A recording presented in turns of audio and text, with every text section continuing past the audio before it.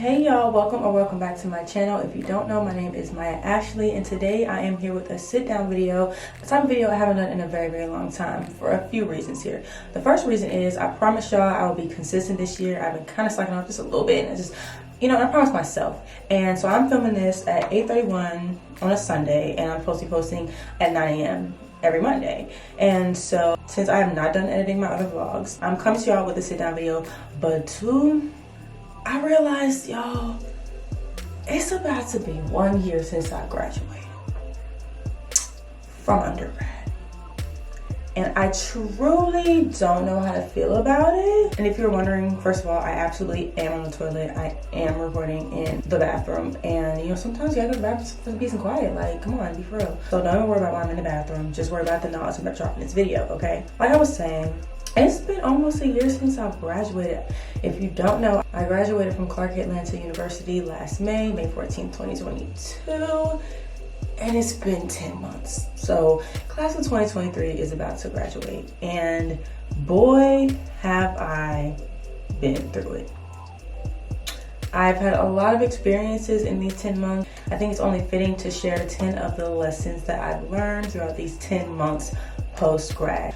I've got a list here on my iPad because I've got my life together and put everything on my iPad. Hello. As you can see, we've got a lot to cover here. Oh, can you see? We've got a lot to cover on here. So without further ado, I'm just gonna get into the first thing on my list. The first thing I wanna say, and it's something that I really struggled with kind of right before I graduated and then very soon after, and I'm still kind of struggling with it today, but I wanna say it's okay to feel lost in this first year post-grad, first couple of months right before you graduate. It's absolutely okay to feel lost because trust me, I'm lost every day.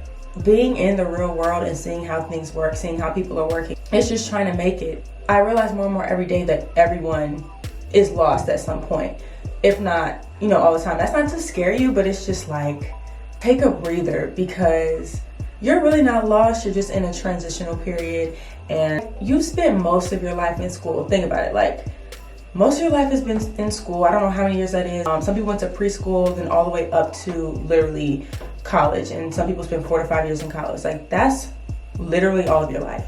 And if you're someone like me who is not in grad school, you kind of go through like an identity crisis, especially me because I was in a lot of clubs, I was in a lot of organizations, leadership roles in these organizations. I spent a lot of time doing things in these organizations. And so for me being that involved and me always being at school, literally in high school especially and in college, I would spend literally from 7 a.m. to like 9 p.m. at school or doing something for school. So to go from doing that to literally making your own schedule or just going to work is very different.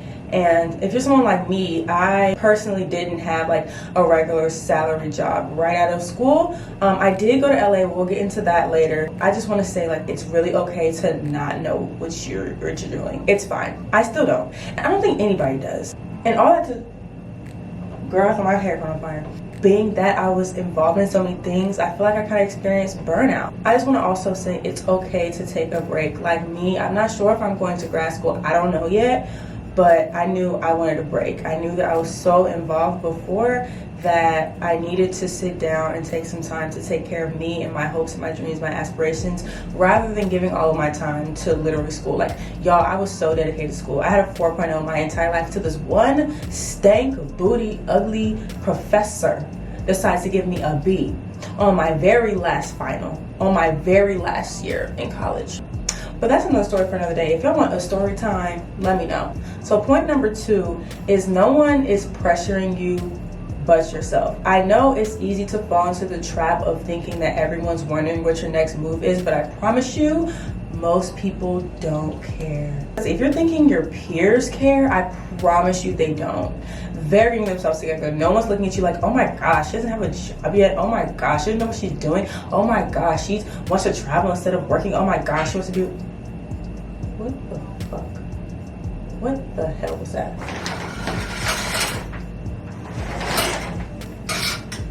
Oh my god, like, I don't know what that was. We're gonna pretend like it didn't happen because I don't do paranormal activity. So anyway, back to what I was saying. What was I saying? That just spooked me. Okay, yeah, nobody's checking for you as much as you think they're checking for you. So you need to like take the pressure off of yourself and literally take a breather. You just accomplished something so amazing. The pressure that you put on yourself can weigh so heavy on your heart for no reason at all. So like, no one's pressuring you. And if you're thinking about the adults, maybe your parents who are wondering what you're doing, or like your mentors or whatever you have in your life, like asking you what you're doing, I promise you, most people are asking you because they're trying to figure out a way they can help you, a way they can get you into their company if they know someone that can help you. Like, they're not asking you to annoy you. And I know the question, what are you doing now, or like what are you doing next, can be so irritating. Promise you, I know. But a lot of people are asking to see where they can help at and why. And why you're in the places you're in. So yeah, if someone's asking you that, don't take it in a way that's like pressuring you to figure that out. Take it in a way that they're trying to help. Also, like, you have to think about the fact that a lot of people have had this experience, whether it's graduating college or graduating high school or just graduating out of a certain stage in life. So they know it's really difficult and confusing. And so a lot of people are just trying to find out a way to navigate with you, or just trying to see where your head is at, because they know it can be such a stressful and confusing time. And that's what I had to realize. Number 3.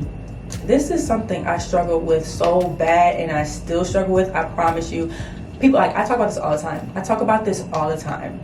And people might think I'm contradicting myself when I'm saying this in this video, because I used to be so anti. Let me just say it.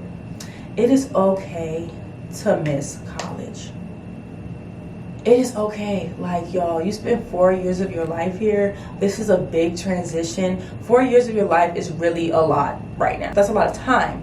And for someone who's very involved in school and, always went out, and then going to your friends moving away. You used to live next to some of your best friends, and now everyone lives all over the world. You used to live on campus, just be able to walk to the cafe. It is okay to miss college.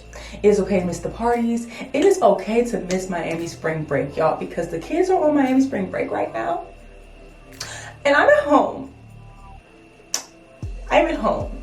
And I am jealous. I am. Not saying I want to be there, but I am jealous of the Maya a few years ago, last year, who was able to be there, who was there. Now, I know I will be able to experience Miami in a different way now that I'm grown, but it's like, it's okay to say you miss it. It hasn't even been a year yet. And I just struggle personally still a little bit with, like, since I still live in the town where my school is, I still live in Atlanta, so I struggle with, like, they're having an event, or I'm in Greek life, and so it's like, okay, they're having a Greek event, I'm here, I don't have anything to do, should I go? Or does that seem like I'm too pressed? Honestly, do whatever you want to do. And I know I am contradicting myself in so many ways, so many people, but I just realized I've just been putting myself, like, I literally have not graduated a year ago. Like, it is okay to miss it. Now, I'm not saying go to every college party. I'm not saying go to Miami spring break. I'm just saying it is absolutely okay to miss it. That does not mean you peaked in college. That does not mean you don't have anything else going for your life. That just means life got a little bit realer, and it's okay to miss when you had less responsibilities. I miss those refund checks. I miss those scholarship checks. I miss the CAF, even though I hated it then. I miss the parties because they were fun to go to. I miss the way I used to be able to drink. I don't know why, but now I feel old and I get tired when I drink. I don't know. I miss it.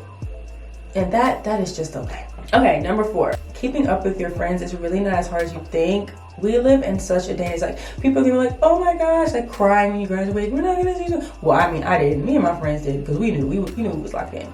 But it's like, oh my gosh, I know next time I'm gonna see you. I used to cry in elementary school all the time, on the last day of school. I don't know why. Anyway, but people are gonna be like, oh, it's really hard to stay in contact. You're gonna have to text each other every day. No, especially because we have Instagram, y'all. I feel like I know what all my friends are doing because of their Instagram. And we don't talk every day, but when we get together, it's like the same thing all the time. And also, a lot of my friends, they have jobs. We're able to go see each other. So it's just like, you lose some things and you gain some things. Now when we meet up, we get to go on trips. And we have a lot to talk about because we haven't seen each other in a long time. We get to catch up. But it's really not as hard as you think, especially with social media. And I feel like in college, since you have had such a bond with those people and you went through so many like transformations during college in general, like you're bonded to some of those people, and so it's like it's hard to let go of those friendships. Like, I know I met some of my bridesmaids in college, and I just can't see myself like literally never talking to those people again. So I mean, the people who you're meant to talk to and the friends that you really like clicked with, like, it's not that hard. I promise you it's not that hard. And so don't overthink it. Number 5, it is okay to stay in the same city where your school is. And not only because you have a job there, but like just because you like the area. Again, it does not mean you picked in college and you cannot let go of your college or your college town. That does not mean you don't have anything going for your life. That does not mean anyone who is going somewhere else or a bigger city or blah, blah, blah, blah, is doing any better than you. It's really fine to stay where you're at. If you like where you're at, cool, stay there. If you feel comfortable where you're at, cool, stay there. If you need some time to think about where the hell you want to go, cool, stay there. But it's fine. Don't let anybody who is moving to, I don't know, New York or LA or wherever, make you feel like you are doing less than them because you're staying where you were at. Point blank period. Let anybody be like, oh my gosh, like you're still here, like or like, oh, you're coming to homecoming, but you still live here, so you really not coming home, no, like, girl, like I said, a lot of things are already changing, and if you don't feel comfortable changing where you're going, don't aspire to go somewhere else, but you just don't have the means to do that at the moment. That's fine as well. Like, don't let anybody make you think you're less than though because you're staying where you're at. Okay, number 6, everybody is figuring it out. I don't care if your friend is going to grad school and is going to be a doctor. That friend can make it look like they're having the time of their life at Harvard and whatever people are doing, everybody's figuring it out. And please don't base what you're looking at on social media. I promise you not, because I cry often. I cry often, but here I am in front of this camera. I'm smiling because life really is okay. Because I know that I'm figuring it out and it will be figured out. And I know that everyone else is figuring it out. And so social media is fake, false, fluke. You will be bamboozled, hoodwinked, and led astray if you compare yourself to people's Instagrams, okay? Because that person who's in med school could be failing med school. Even though they're in med school, they know what they want to do, they could be failing. That person who's in law school could be failing law school. That person with a 6-figure salary, that is where their salary could cap at, and they might hate their job. It's just so many things that could be going on in someone's life. Everybody has got something. And so don't add on to your struggle comparison. Don't add that on the list, because that is just the killer. It is just the killer of creativity, of confidence. It's just the killer.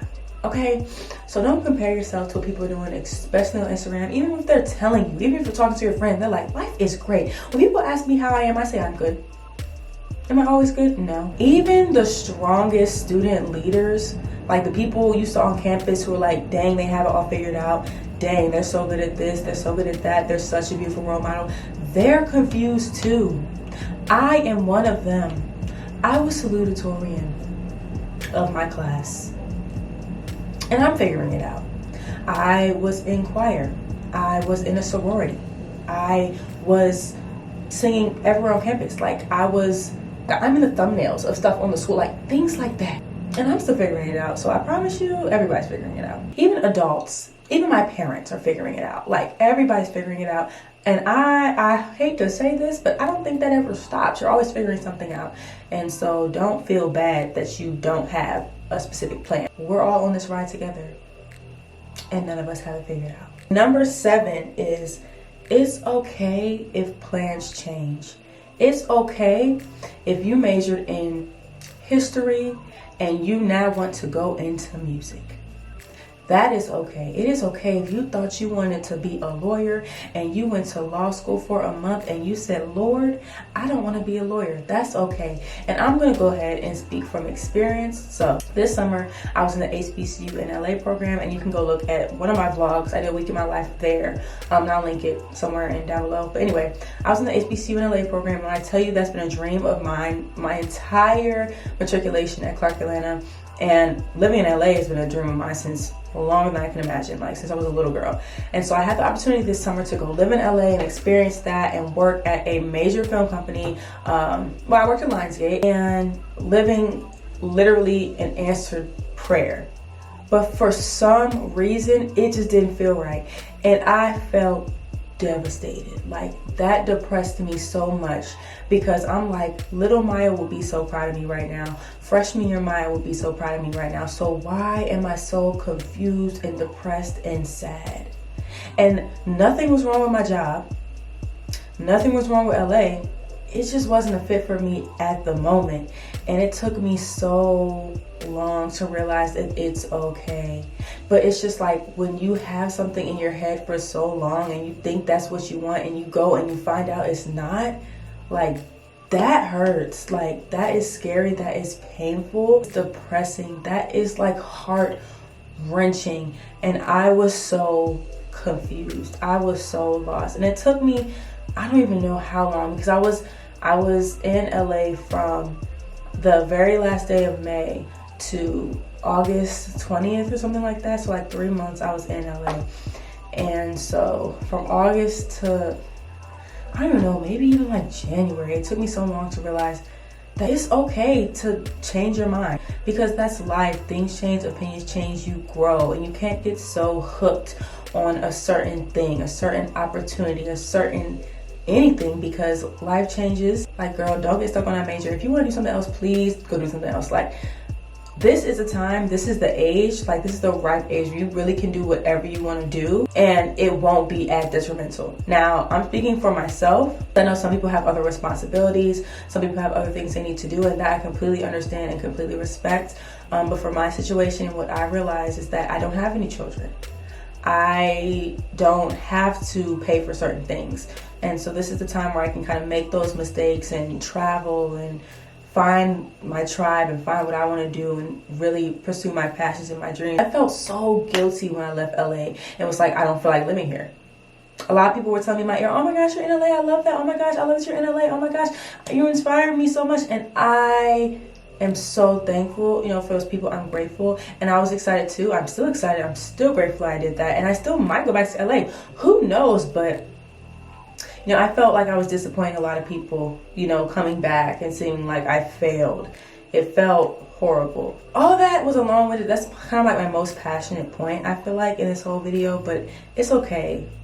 It is okay. Like, I'm about to cry, but it's okay for plans to change. I can really make a whole video about my experience, my decision to come back to Atlanta, and then the struggles I've had so far coming to Atlanta. So that brings me kind of to my next point, is stay focused on your dream. I think in your 20s it is important to dream rather than to just be realistic and do what's